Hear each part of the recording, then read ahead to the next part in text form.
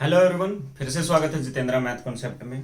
और बहुत सारे लोग जो कमेंट कर रहे थे कि जो प्रैक्टिस सेट है, जो मॉक टेस्ट है हमारे, उनको मिक्स कर दिया जाए, यानी कि एक चैप्टर वाइज की बजाय उसको कंप्लीट एक मिक्स है जिसमें सारे के सारे चैप्टर्स मिक्स हों, ताकि आपकी जो प्रैक्टिस है, क्योंकि अगर आप एक ही चैप्टर कर रहे हो तो हो सकता है कि आपको ये बेनिफिट मिल रहा है कि अभी अभी आपने वो चैप्टर पढ़ा है और उसी के क्वेश्चंस आप लोग कर रहे हो। लेकिन मिक्स में क्या रहता है कि आपको सारे के सारे चैप्टर से रिकॉल करने पड़ते हैं।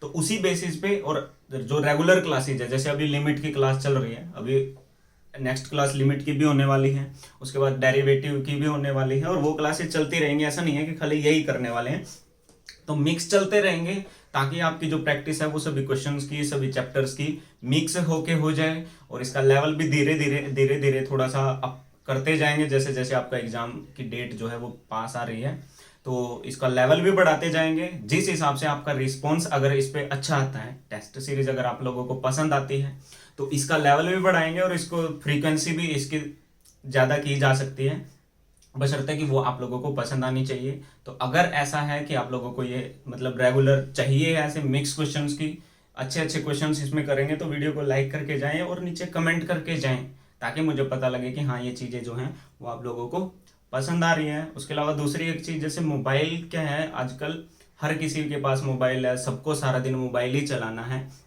इसकी बहुत नेगेटिव रिजल्ट भी सामने आ रहे हैं। जैसे कि कल ही एक केस हुआ कि एक 12 साल के बच्चे ने फांसी लगाकर जान दे दी, सिर्फ इसलिए कि उसके पापा ने उसको टोक दिया मोबाइल चलाने से।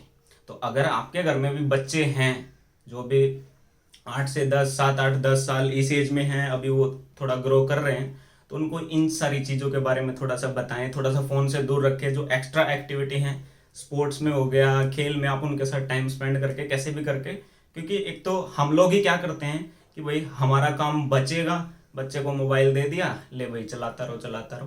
तो ये सारी चीज़ें ना करें, थोड़ा सा उनके साथ टाइम स्पेंड करें, एक्स्ट्रा एक्टिविटी में उनको लेके जाएं। और सबसे ज़्यादा तो मुझे ये सोच के अजीब लग रहा है कि उस 12 साल के लड़के को पता कैसे लगा कि फांसी किस तरीके से लगाई जाती है।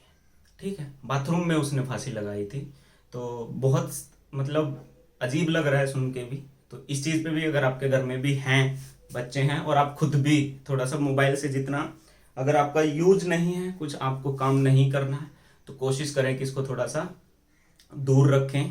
ठीक है, तो प्रैक्टिस सेट की शुरुआत करते हैं। प्रैक्टिस सेट 1 और इसका क्वेश्चन नंबर करते हैं 1। ठीक है, तो 10 क्वेश्चन करेंगे, धीरे धीरे इनका लेवल भी आगे प्रैक्टिस सेट में भी बढ़ता जाएगा, आज के प्रैक्टिस सेट में भी बढ़ता जाएगा। तो आपका स्कोर क्या रहता है, आप इसको जैसे जैसे क्वेश्चंस को आप देखेंगे, यहाँ पे आपको ऑप्शन दे दिए जाएंगे, आप उसको ट्राई करिए, आपका आंसर जो जो निकल के आता है आप उसको काउंट कर सकते हैं और आप मुझे बता सकते हैं कि आपका जो स्कोर है वो क्या रह रहा है। ठीक है, तो क्वेश्चन नंबर फर्स्ट बहुत अच्छा और आसान सा क्वेश्चन है कि find the LCM of 4 factorial, 5 factorial and 6 factorial. आपके ऑप्शन है 120, 360, 240 या फिर 720। ठीक है, कोई बहुत मुश्किल क्वेश्चन नहीं है, एक वार्म अप क्वेश्चन की कह सकते हैं आप इसको, कि आपको एलसीएम बताना है 4 फैक्टोरियल, 5 फैक्टोरियल और 6 फैक्टोरियल का, कि वो क्या आएगा। तो अब आप इसको खोल के करना चाहे, अगर किसी के दिमाग में आ रहा है कि इन सारे फैक्टोरियल को खोल के, तो आप कर सकते हैं। अदरवाइज इसको कैसे किया जा सकता है कि अब आपको पता है कि 4 फैक्टोरियल को मैं लिख सकता हूँ ऐसे, 5 फैक्टोरियल को मैं लिख सकता हूँ 5 इंटू 4 फैक्टोरियल, और 6 को मैं लिख सकता हूँ 6 इंटू 5 इंटू 4 फैक्टोरियल। यहाँ से एक चीज जो आपको समझ में आ रही होगी वो ये, जो आपको समझनी है कि अगर आपको फैक्टोरियल्स के एलसीएम के बारे में पूछा जाता है, तो जो सबसे बड़ा मान इनमें दिया हुआ, जैसे 4 फैक्टोरियल, 5 फैक्टोरियल, 6 फैक्टोरियल, तो जो 6 फैक्टोरियल है इसमें आपका 5 फैक्टोरियल भी है, क्योंकि ये यहाँ पे ये 5 फैक्टोरियल है। दूसरा, इसमें 4 फैक्टोरियल भी है यहाँ पर। तो इन फैक्टोरियल्स में से जो सबसे बड़ा मान है उसमें ये दोनों मान ऑलरेडी होंगे। तो इसीलिए अगर आपको इसका एलसीएम निकालना है तो वो आपका डायरेक्ट इनमें से जो भी बड़ी संख्या होगी, अगर मैं आपसे पूछूं कि आपको 7 फैक्टोरियल, 9 फैक्टोरियल और 15 फैक्टोरियल का एलसीएम निकालना है, तो आप डायरेक्ट निकाल सकते हैं कि वो ये आएगा, क्योंकि इसमें ये भी है और ये भी इंक्लूडेड है। ठीक है। तो 6 फैक्टोरियल को जब आप सोल्व करोगे तो वो आपका होगा 6 into 5 into 4 into 3 into 2 into 1, तो ये हो जाएगा 6 पंजे 30 चौका 120 या 360 दूनी 720 आपका आंसर आ जाएगा। तो फैक्टोरियल में भी अगर आपको एलसीएम पूछा जाता है तो आपको ये चीज पता होनी चाहिए कि 6 फैक्टोरियल में 5 इंक्लूडेड है, 4 भी इंक्लूडेड है, और 5 फैक्टोरियल में 4 फैक्टोरियल इंक्लूडेड है। तो इस तरीके से आप कर सकते हैं। अदरवाइज आप इसको ऐसे भी कर सकते हैं कि जैसे यहाँ से 4 फैक्टोरियल आ गया, अब यहाँ पे 6 इंटू 5, ये 5 कॉमन आ गया और ये है 6, तो आप इसको 6 इंटू 5 इंटू 4 फैक्टोरियल भी कर सकते हैं, वो भी यही आएगा। ठीक है। तो ये था आपका फर्स्ट क्वेश्चन कि अगर आपको एलसीएम पूछ लिया जाता है इस तरीके से तो आपको आना चाहिए कि जो पता होना चाहिए बेसिकली आपको कि जो फैक्टोरियल है वो क्या होता है, इसको अगर खोलना है तो वो किस तरीके से खुलेगा, और ये सारी चीजें। ठीक है। क्वेश्चन नंबर 2 करते हैं। Question number 2, what is the largest number n such that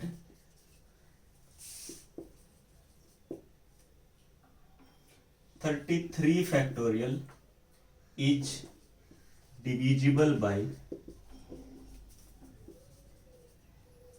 2 की पावर n। ठीक है। इस तरीके के क्वेश्चन आपने देखे होंगे और उम्मीद है कि आपका आंसर जो है वो भी आ ही गया होगा क्वेश्चन को देखते ही। ठीक है। बी जो है वो आपका 31 है, ऑप्शन सी आपका है 32, ऑप्शन डी आपका है 33। ठीक। तो ये क्वेश्चन आपके पास कि आपको बताना है कि व्हाट इज कि इसकी जो n का, हिंदी वाले भी सुन लो कि n का वो सबसे बड़ा मान क्या होगा कि जो 33 फैक्टोरियल है वो 2 की पावर n से पूरी तरीके से भाग हो जाए। ठीक है। ये आपको बताना है, बेसिकली आपको बताना है कि इसमें 2 कितनी बार होगा, क्योंकि जितनी बार होगा उतनी बार वो पूरा भाग हो सकता है। तो आपको एक चीज पता है कि 2 जो है एक प्राइम नंबर है, और प्राइम नंबर के केस में अगर आपको जैसे 2 या 3 भी दिया होता तो आप कैसे निकाल सकते हैं, आप डायरेक्ट 33 को इस तरीके से इसको डिवाइड करके निकाल सकते हैं। जैसे कि 2 पे ये 16, जो रिमाइंडर बचता है उसको छोड़ दो, 2 पे 8, 2 पे 4, 2 पे 2 और 2 पे 1, और ये जाओ 33 को छोड़ के जो बाकी के बचे हैं 16 और 8 24, 4 28 और 2 30 और 1 31, ये है आपका n का मान, यानी कि 2 की पावर n, यानी कि 2 इसमें 31 बार तो होगा। तो यहां से आपको पता चला कि इसमें n का जो मान है वो है आपका 31, जो आपका ऑप्शन हो जाएगा वो हो जाएगा 31। इस क्वेश्चन का राइट आंसर हो जाएगा। ठीक है। समझ में आ रहा है। इसको कैसे करते हैं ये भी अभी थोड़ा सा आपके एग्जाम नजदीक है, ये होता क्यों है इसको भी बाद में डिस्कस करेंगे कि ऐसा क्यों होता है, और इसको पूरे अच्छे से इसको एक्सप्लेन करेंगे। फिलहाल इसके जो प्राइम नंबर है उसके केस में आपको पता ही होगा कि ये इस तरीके से डायरेक्ट निकल सकता है। तो अब आपका आता है क्वेश्चन नंबर 3। आपको बताना है क्वेश्चन नंबर 3 कि नंबर ऑफ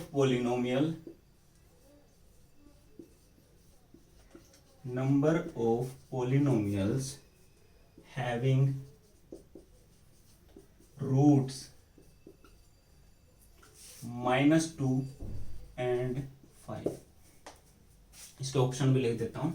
ऑप्शन ए है आपका 1, ऑप्शन बी है आपका 2, ऑप्शन सी है आपका 3, या ऑप्शन डी है आपका मोर देन 3। ठीक है।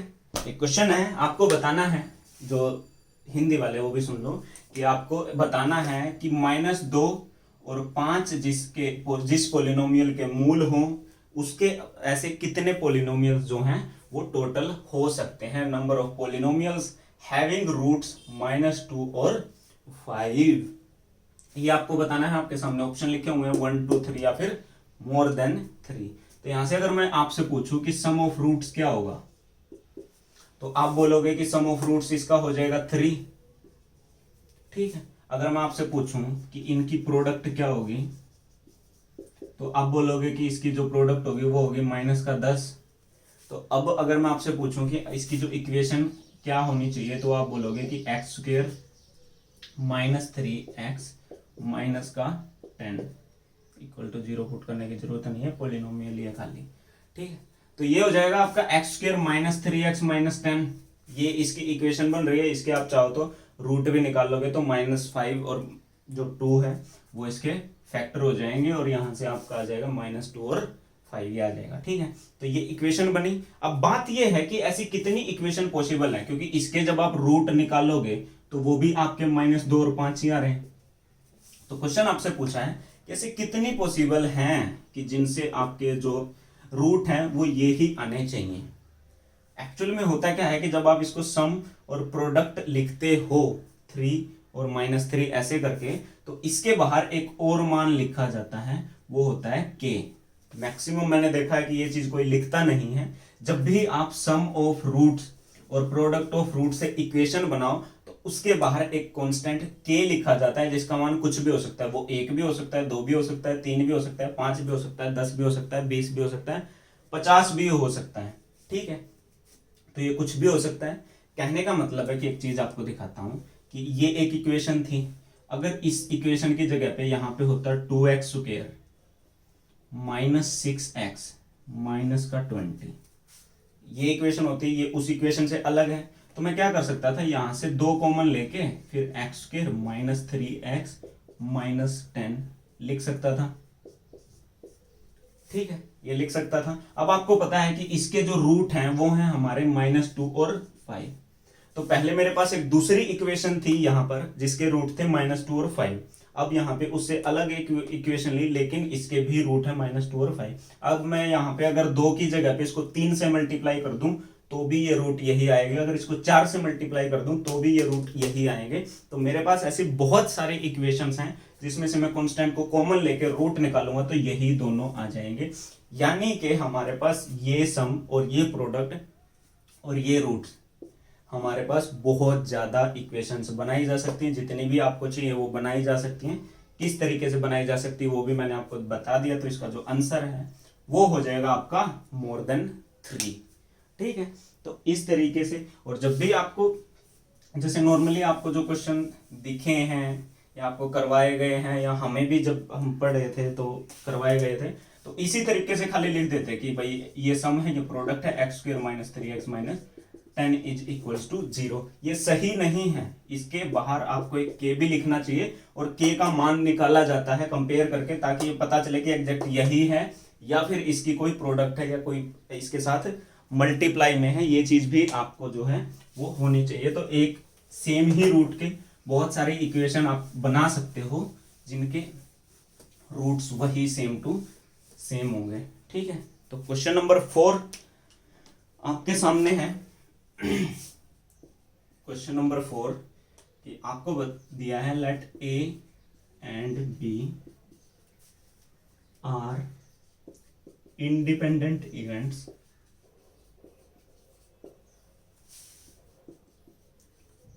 ठीक है, such that P of A is equal to 1/5, P of A union B is equals to 7/10 और आपको बताना है कि P of B नोट, इसके ऑप्शन लिख लो क्या है, 5/8, 3/8, 1/2 और नन ऑफ दी अबो। ठीक है, ये ऑप्शन आपके सामने आपको दिया है कि A और B इंडिपेंडेंट इवेंट हैं सच that P of A is equal to 1/5, P of A union B is equal to 7/10 और आपको निकालना है P of B नॉट, यानी कि B के नहीं होने की प्रायिकता। 2 तरीके के इवेंट हो सकते हैं, एक है इंडिपेंडेंट, एक होता है म्यूचुअली एक्सक्लूसिव। इसमें क्या है कि ये A और B दोनों साथ साथ भी हो सकते हैं, यानी कि A भी हो सकता है B भी हो सकता है। जो म्यूचुअली एक्सक्लूसिव होते हैं उसमें क्या होता है कि अगर A हो गया तो वो B नहीं होगा। जैसे A और B के बीच में अगर आप कुश्ती करवा दो तो या तो A जीतेगा या फिर B जीतेगा, ऐसा नहीं हो सकता कि दोनों के दोनों ही जीत जाएं या दोनों के दोनों ही हार जाएं, तो दोनों ही होंगे। तो इस तरीके से जो इंडिपेंडेंट इवेंट है उसमें P of A union B आपका क्या होता है, वो होता है P of A plus P of B minus PA PB। ठीक है, तो इसका मान हमें दिया था A यूनियन B, वो था आपका 7/10 is equal to P A का मान भी हमें दिया है 1/5। अगर मैं बी के मान को x मान लूँ तो ये हो जाएगा x/5। ठीक है, इनकी प्रोडक्ट। तो यहाँ से मैं इसको इस साइड माइनस में अगर ले आऊँ तो ये क्या आएगा, 7 में से 2 गया 5, 5/10 1/2 आ जाएगा, is equal to 5x minus 4x/5। इसको अगर किसी को सॉल्व करने में दिक्कत हो रही है, 7/10 माइनस 1/10 10, 7 माइनस 5 दूनी 10, तो ये 1/2 इस तरीके से आया। ठीक है, तो 1/2 इज इक्वल टू 4x/5। इसकी अगर आप क्रॉस प्रोडक्ट कर दोगे तो x इज इक्वल टू आ जाएगा 5/8, और ये है P ऑफ B। लेकिन हमें निकालना है P ऑफ B नोट, तो वो क्या होगा 1 माइनस P ऑफ B, यानी कि 1 माइनस 5/8, जो कि आपका हो जाएगा 3/8। ठीक है, तो ये हो जाएगा इस क्वेश्चन का राइट आंसर। क्वेश्चन नंबर 4 का जो आंसर है वो है आपका 3/8। ठीक है, और इसके अलावा एक चीज मैं बार बार रिपीट भी करता हूँ, आपको बताता भी हूँ कि होता है कि कई बार लिखने में या किसी इक्वेशन को सोल्व करने में कुछ गलतियां हो जाती हैं। तो अगर यहाँ पे सामने कोई बैठा होता या कोई बताने वाला होता तो साथ के साथ वो करेक्ट की भी जा सकती हैं। अगर आपको ऐसा कुछ कभी दिखे कि भाई लिखने में या किसी चीज़ को कुछ मिस्टेक हो गई है तो उसको आप करेक्ट कर लीजिए। आप मुझे भी बता सकते हैं, मुझे उसको एक्सेप्ट करने में कभी कोई दिक्कत नहीं होती।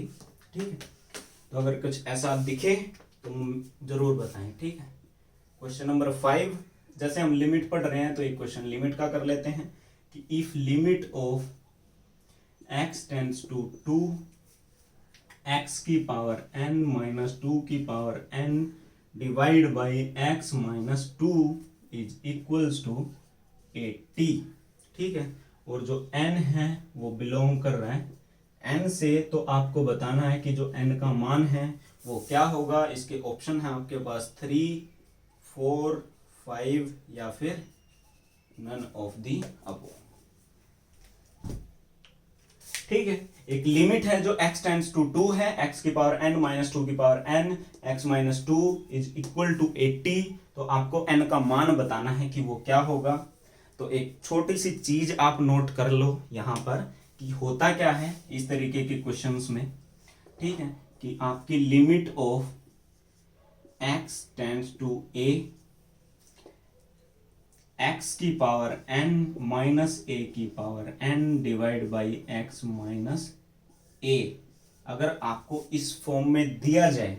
ठीक है, इसीलिए लिखवा रहा हूं क्योंकि आपने लिमिट नहीं पढ़ी होगी, या हो सकता है आप डायरेक्ट यही आए। वैसे हमारी लिमिट की क्लासेज हैं वो रेगुलर चल ही रही हैं। ठीक है, तो इज इक्वल्स टू ये होता है आपका n ऑफ a की पावर n माइनस 1। अगर आपको इस फॉर्म में दिया जाए, बहुत सारे क्वेश्चन आपको जब हम पढ़ेंगे लिमिट्स में तो आपको ऐसा भी दिया जाएगा कि वो आपको इस फॉर्म में या किसी तरीके से दिया जाए, आप इस फॉर्म में कन्वर्ट करके भी निकाल सकते हैं। लेकिन अगर आपको जैसे कि ये क्वेश्चन है आपको डायरेक्ट ही इस फॉर्म में दिया हुआ है तो वो होगा n ऑफ a की पावर n माइनस 1। ठीक है, यहाँ पे हमारे पास a का जो मान है वो है 2। ठीक है, तो यहाँ से इसको मैं कैसे कर सकता हूँ, n का मान मेरे पास n ही है इंटू a का मान मेरे पास 2 है, 2 की power n minus 1 is equal to मेरे पास है 80, जिसको मैं लिख सकता हूँ 16 गुना 5, और जिसको मैं लिख सकता हूँ 2 की 4 गुना 5। ठीक है, तो यहाँ से जो इसको मैं लिख सकता हूँ,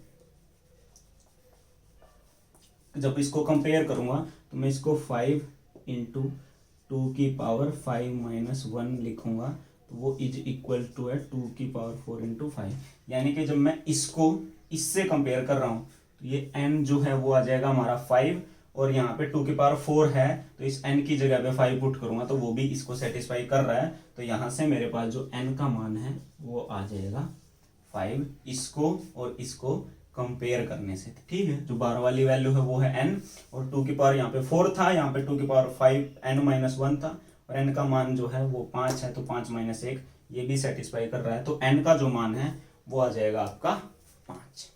ठीक है, उम्मीद करता हूँ ये क्वेश्चन आपको आ रहे होंगे समझ में। अच्छा, अभी भी ऑलमोस्ट जैसे पता तो लग ही जाता है हमारे पास कि ऑलमोस्ट 40% लोग ऐसे हैं जिन्होंने चैनल को सब्सक्राइब नहीं किया हुआ है, वीडियो देख रहे हैं। चलो ये भी अच्छी बात है, लेकिन अगर आप कर लेते हैं तो तो इसमें आपकी कोई हानि नहीं होगी, आप कर लो। ये सारी चीज़ें सिर्फ मोटिवेशन के लिए, हमें भी पता लगना चाहिए कि कितने ऐसे लोग हैं जो हमारे साथ जुड़े हुए हैं। तो फ्री ऑफ कॉस्ट है, करते रहा करो। मुझे पता लगना चाहिए कि आपको जो है इस चैनल से कुछ बेनिफिट मिल रहा है, कुछ आपका फ़ायदा हो रहा है। तो if A and B are two finite sets, ठीक है, such that n of a greater than n of b and difference of elements of their power set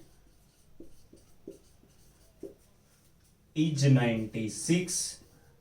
तो आपको बताना है कि find n of a minus n of b, ये आपको बताना है। इसके ऑप्शन आपके पास 2, 3, 4 और 5।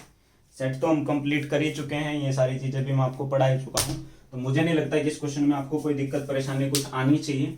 2 सेट हमारे पास फाइनाइट सेट हैं, उनमें जो n of a n of b है, यानी कि a में जो एलिमेंट है वो b के एलिमेंट से ज्यादा है, और इसीलिए इनका जो पावर सेट बन रहा है, ये हम पढ़ चुके हैं क्या होता है। इनका जो पावर सेट बन रहा है वो उसमें जो एलिमेंट है a वाले में, उसमें b से 96 ज्यादा है। तो इनके डिफरेंस बताना है कि इनके एलिमेंट का डिफरेंस क्या होगा। कि मैं मान लेता हूं कि अगर a में m है और इसमें n एलिमेंट है टोटल, तो पावर सेट का हमें पता है कि वो क्या होता है, टोटल 2 की पावर जितने उसमें एलिमेंट है, जो कि हमने मान लिया m है, इसके हमने मान लिया n है, और ये बड़ा है n से, तो इनके पावर सेट का डिफरेंस आपको दिया है 2 की power n is equal to 96।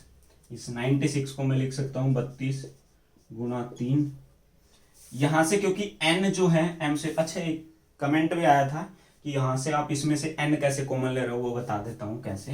कि 2 की पावर n होता क्या है कि ये जो m है वो n से बड़ा है आपका, हो सकता है ये 4, 6, 8, 10 कुछ भी हो, और ये n है इससे छोटा है। तो मैं इस बड़े मान में से छोटा मान कॉमन ले सकता हूं, इसमें तो कोई दिक्कत नहीं है। जैसे कि 2 की पावर 16 माइनस 2 की पावर 5 अगर लिखा हुआ है, तो मैं 2 की पावर 5 को कॉमन ले सकता हूं ना, क्योंकि वो तो यहाँ पे भी कॉमन ही है। जब इसको आप खोलोगे तो इसमें 2 की पावर 5 और इस 16 में से पावर 5 निकल जाती है, तो 2 की पावर 11 माइनस 1, इस तरीके से ये जो मान है वो आता है यहाँ पे। तो ये कॉमन इस तरीके से लिया जाता है। तो 2 की पावर n अगर मैं कॉमन लूंगा तो यहाँ से, क्योंकि m और n की कोई फिक्स वैल्यू अभी तक मेरे पास नहीं है, तो इसमें से ये घट जाता है सिर्फ 2 की power m minus n minus 1, ठीक है, इज इक्वल टू इस 32 को मैं लिख सकता हूँ 2 की पावर 5, और इस 3 को लिख सकता हूँ 2 की पावर 2 माइनस 1, ठीक है। अब अगर आप इसको कंपेयर करोगे तो आपको दिख रहा है कि जो n है वो है आपका 5, और m माइनस n आपको 2 निकल के आ रहा है। और यही आपसे डायरेक्ट पूछा था, आपको अलग अलग निकालने की जरूरत नहीं है, वैसे आप निकालना भी चाहें तो आप निकाल सकते हैं। और जो n है वो है आपका 5, और उसके अलावा जो n है, सॉरी इनका डिफरेंस ही हमें निकालना है m माइनस n का, क्योंकि ये हैं इसके एलिमेंट और ये हैं इसके एलिमेंट, तो वो आपके पास हो जाएगा 2, ठीक है। तो यही हमारा जो है आंसर हो जाएगा। हमें m माइनस n ही निकालना था, तो उसका मान हमारे पास आ गया 2 वाइल कंपेयरिंग दिस। इन दोनों को जब आपने कंपेयर किया तो वो आपके पास निकल के आ गया, ठीक है। वैसे अगर आप इन दोनों का मान निकालना चाहे तो फिर हमारे पास n आया है 5, और m और n का जो डिफरेंस है वो है 2, तो यहां से मेरे पास जो m है वो आ जाएगा 7, ठीक है। ये है m और n, आप इसको निकालना चाहें तो आप निकाल सकते हैं, अदरवाइज हमसे सिर्फ इनका डिफरेंस पूछा था, तो इस चीज की हमें जरूरत नहीं थी, ठीक है। तो अब बढ़ते हैं आगे। Question number 7, question number 7, in how many ways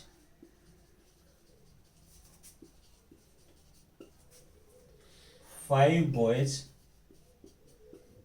plus 3 girls can be seated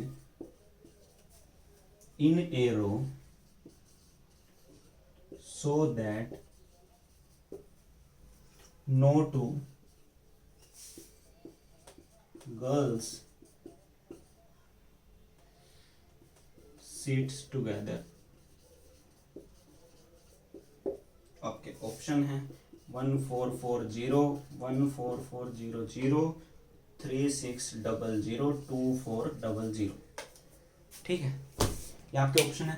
अच्छा, क्वेश्चन को समझ लो हिंदी वाले भी कि हमारे पास क्या था कि 5 लड़के हैं और 3 लड़कियां हैं। ठीक है, और ये एक साथ बैठते हैं कहीं पे किसी लाइन में, लेकिन लड़कियों की आपस में लड़ाई हो रखी है तो वो बोले कि हम एक साथ नहीं बैठेंगे, कोई भी 2 लड़कियां, तो इनको अलग अलग बैठाना है, यानी कि इनके बीच में एक लड़का बिठाना ही है, इनको अलग अलग बिठाना है। ठीक है, तो इसका आपको बताना है कि कितने तरीके से इसको अरेंज किया जा सकता है। ठीक है, तो टोटल मेरे पास है 5 लड़के और 3 लड़कियां। तो 5 देखो लड़के बेचारे सीधे साधे हैं, उनकी कोई ऐसी जिद नहीं है, तो उनको मैं किसी भी तरीके से बिठा सकता हूँ। वो 5 लड़के हैं, यहाँ किसी को भी अदल बदल के किसी भी तरीके से मैं बिठाऊंगा, तो इन खाली लड़कों को मैं 5 फैक्टोरियल तरीके से एडजस्ट कर सकता हूँ, क्योंकि इनमें किसी का कोई मनमुटाव नहीं है, कोई भी कहीं पे भी बैठ रहा है आराम से, तो 5 फैक्टोरियल तरीके से इनको मैं बिठा सकता हूँ खाली लड़कों को। अब बात आती है कि ये लड़कियां इसमें कहाँ कहाँ एडजस्ट की जा सकती हैं। अगर मैं एक लड़की को यहाँ पे बिठा दूं तो मेरे पास यहाँ पे भी ऑप्शन है, यहाँ पे भी ऑप्शन है, यहाँ पे भी ऑप्शन है, यहाँ पे भी ऑप्शन है, यहाँ इनमें से आप किसी भी तरीके से बैठाओ, कोई भी 2 लड़कियां आपकी एक साथ नहीं है, तो हम लड़कियों को या तो एक यहाँ यहाँ यहाँ यहाँ, तो 1 2 3 4 5 6, ये 6 ऑप्शन है मेरे पास। इन 6 में से मुझे कहीं पे उन तीनों को बिठाना है, उनका अरेंजमेंट करना है, मतलब ये है एक परमुटेशन। तो वो कैसे होगा, वो होगा आपका 6p3। 6 मेरे पास ऑप्शंस अवेलेबल थे उनको बिठाने के, लेकिन लड़कियां थी 3, तो ये हो गया आपका 6p3। 5 फैक्टोरियल, इसको 5 गुना 4 गुना 3 गुना 2 गुना 1 लिख सकता हूं, और 6p3 आपका होगा 6 इंटू 5 इंटू 4। अच्छा, ये भी अगर किसी ने नहीं किया है तो ये होता है 6 फैक्टोरियल 6 माइनस 3 फैक्टोरियल। ठीक है, तो इस तरीके से आता है। तो इसके आप मल्टीप्लाई करोगे तो 5 चौका 20 दिया 60 दूनी 120, 6 पंजे 30 चौका 120, तो 12 12 144, और उसके पीछे है 2 0, यानी कि जो टोटल है वो आ जाएगा आपका ये 14,400। मतलब इतने तरीके से उन सबको बिठाया जा सकता है, एडजस्ट किया जा सकता है एक साथ। ठीक है, तो ये था आपका परमुटेशन का क्वेश्चन। और परमुटेशन कॉम्बिनेशन में डिफरेंस यही है, परमुटेशन में जो अरेंजमेंट है, जो ऑर्डर है, वो इंपॉर्टेंट होता है, उसमें सिलेक्शन, यानी कि अगर आपको सेलेक्ट करना है तो वो कॉम्बिनेशन है, अरेंज करना है तो वो परमुटेशन है। ठीक है, एक बहुत अच्छा क्वेश्चन आप लोगों के लिए पेश है, क्वेश्चन नंबर 8। वो क्या कहता है कि total number of terms in the expansion of x plus a की पावर n, सॉरी n का मान दिया हुआ है 100, प्लस x माइनस a की पावर 100। आपके ऑप्शंस भी लिख देता हूं, क्या है वो है 202, 51, 50 या फिर नन ऑफ द अब।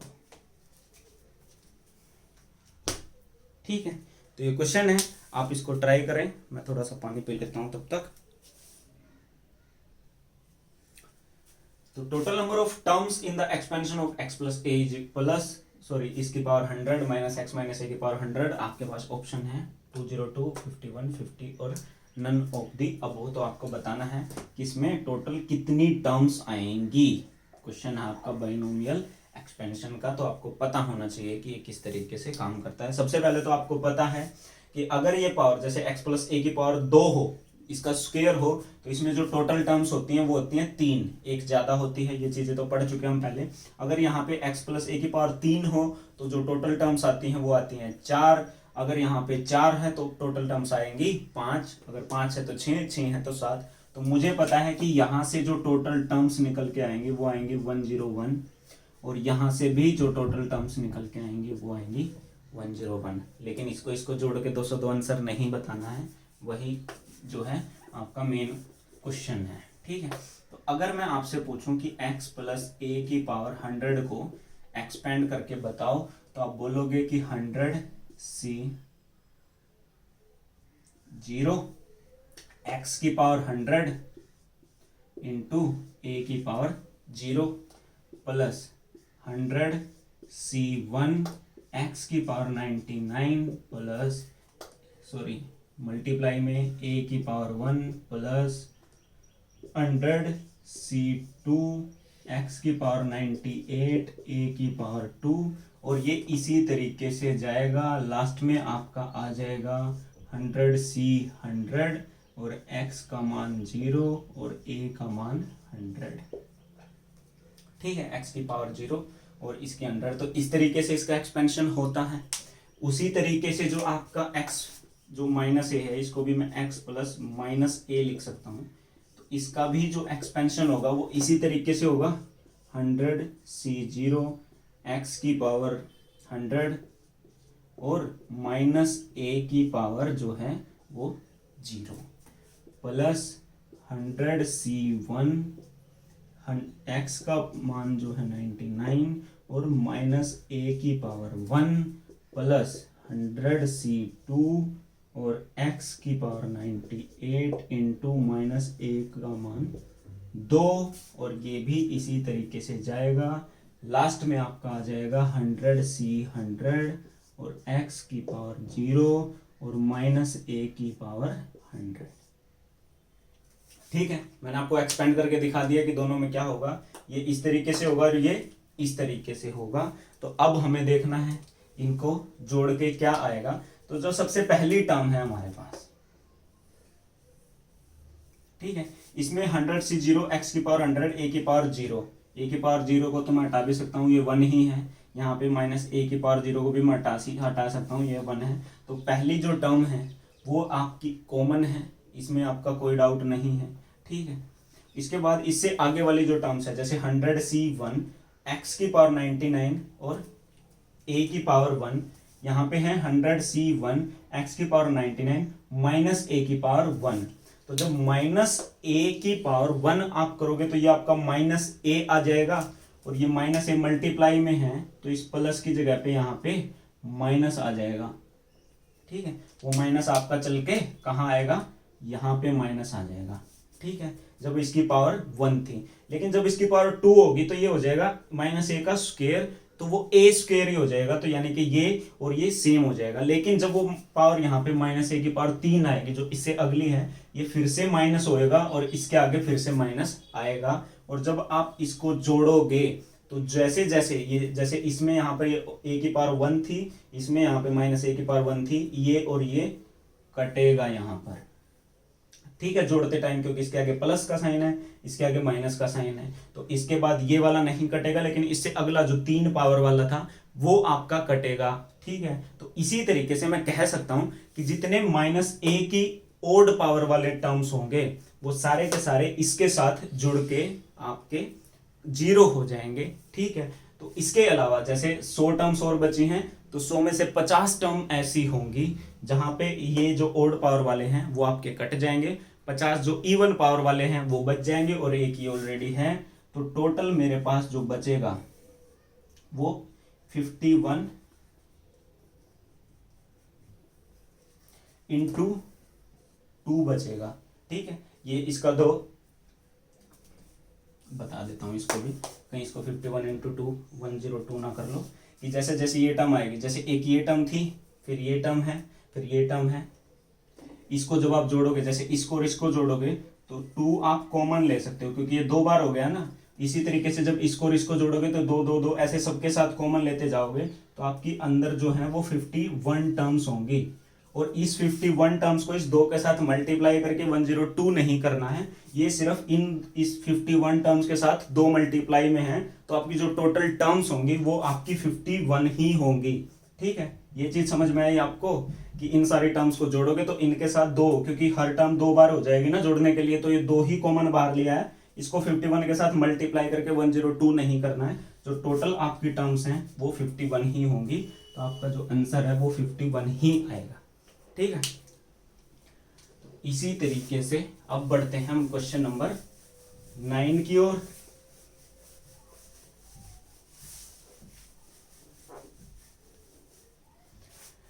क्वेश्चन नंबर 9 आपको क्या कहता है, इस तरीके के क्वेश्चन आपके आए भी हुए हैं कि if A B C are in GP and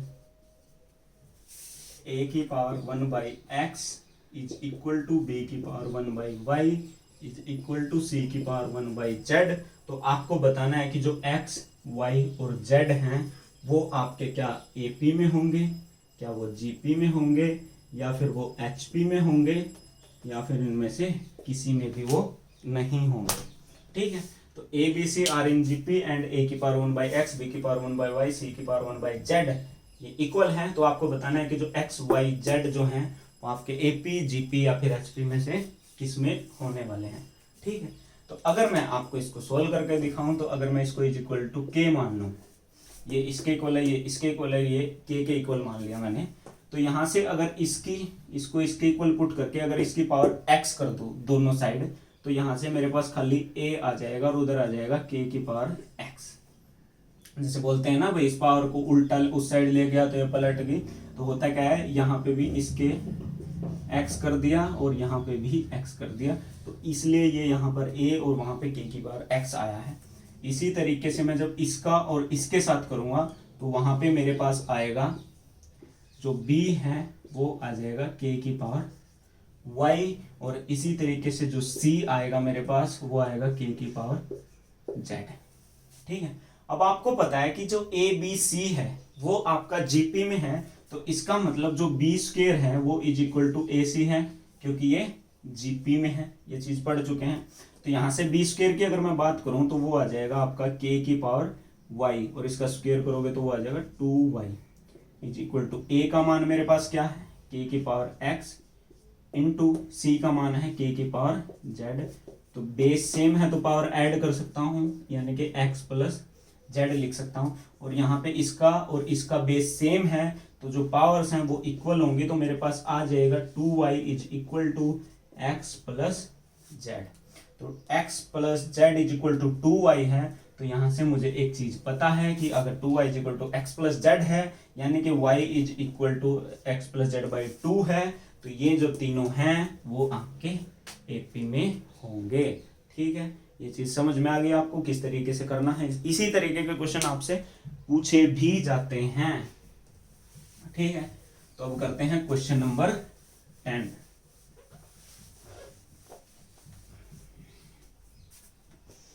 अगर पसंद आई है वीडियो तो लाइक करके जाएं। मिनिमम उम्मीद कर रहा हूँ कि 300 प्लस तो ऐसे बंदे होने चाहिए जिनको वीडियो पसंद आए, तो मिनिमम लाइक्स 300 क्रॉस करने चाहिए, ताकि मुझे पता लगे कि जो इस तरीके की और वीडियो जो हैं वो भी बनेंगी। तो डोमेन ऑफ fx बतानी है कि आपको क्या होगी, a square minus x square, और जो a है वो आपका ग्रेटर देन 0 है। इसके ऑप्शन है, a ऑप्शन आपको दिया है माइनस a से a, ऑप्शन b आपको दिया है वो है माइनस a से a, ऑप्शन c आपको दिया है 0 to a, ऑप्शन डी आपको दिया है माइनस a से 0।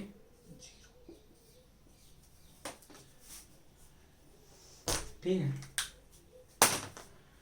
तो डोमेन बताने हैं इसकी fx की क्या होगी कि under root of a square minus x square आपका है, और a जो है वो ग्रेटर देन 0 है, यानी कि a जो है वो आपका एक पॉजिटिव नंबर है। तो आपको बताना है कि जो डोमेन ऑफ fx है, और ये चीज हम पढ़ चुके हैं, रिलेशन हमने पढ़ लिया, फंक्शन हमने पढ़ लिया, सेट हमने पढ़ लिया, अभी लिमिट पढ़ रहे हैं कि फंक्शन की डोमेन क्या होती है। वो चीज होती है जो x के मान हम ले सकते हैं, यानी कि जो x के मान इसमें पुट किए जा सकते हैं, जिससे कि ये कोई इमेजिनरी यूनिट ना बने या मतलब रियल नंबर में इसका सॉल्यूशन हो जाए। तो डोमेन का मतलब होता है कि x के कौन से मान जो हैं वो लिए जा सकते हैं, तो वो आपको बताना है कि इनमें से क्या होगा। ये चीज भी हम पढ़ चुके हैं कि ये जो ओपन ब्रैकेट और क्लोज ब्रैकेट ये क्या होते हैं। ठीक है, तो सारी चीजें क्लियर हैं, आपका आंसर जो है वो भी क्लियर होके यहाँ पे छप जाना चाहिए कि वो क्या आएगा। अब मेन बात है, सुनो, कि यहाँ पे है इसका अंडर रूट ये, और a जो है वो है हमारा एक पॉजिटिव नंबर।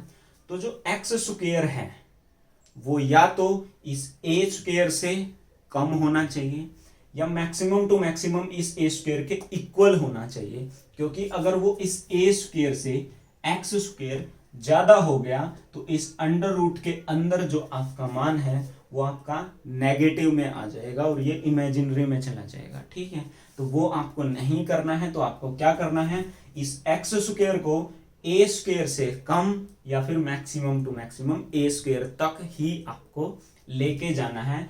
या फिर मैं आपको ये भी बोल सकता हूं कि A square minus x square आपका ग्रेटर देन इक्वल्स टू 0 होना चाहिए। इस चीज में किसी को कोई डाउट, कुछ तकलीफ, कुछ नहीं होनी चाहिए। यहां से मैं लिख सकता हूं कि A square greater than equals to x square है।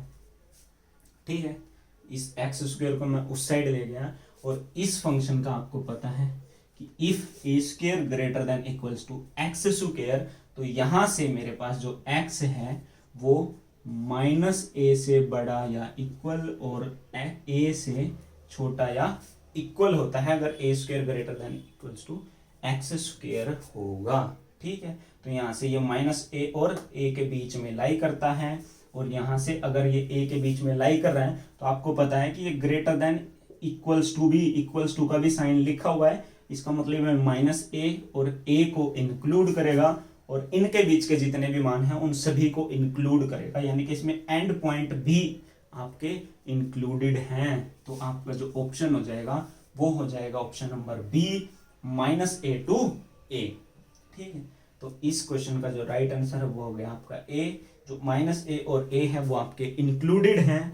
तो इस तरीके से आप इस क्वेश्चन को कर सकते थे। वैसे भी आपको पता ही चल रहा है यहाँ से कि x के मान क्या क्या हो सकते हैं। ठीक है, तो वो a से बड़ा तो कभी भी नहीं होगा और माइनस ए से छोटा नहीं होगा, तो माइनस ए और ए के बीच में ही आएगा। ठीक है, तो ये थे आपके आज के 10 क्वेश्चंस प्रैक्टिस है। उम्मीद करता हूँ कि आप लोगों को पसंद आया होगा। अगर आया है तो इस वीडियो को लाइक करके जाइए। एटलीस्ट 300 प्लस लाइक्स होने चाहिए ताकि मुझे पता चले कि इसकी और वीडियोस भी बननी चाहिए। और जिन्होंने नहीं किया है सब्सक्राइब करके जाओ। 40% ऑलमोस्ट लोग ऐसे हैं जिन्होंने नहीं किया है और जो चैनल के साथ जुड़े हुए हैं, तो कर लो। मिलते हैं नेक्स्ट वीडियो में, तब तक अपना ख्याल रखें। ठीक है, बाय बाय, टेक केयर।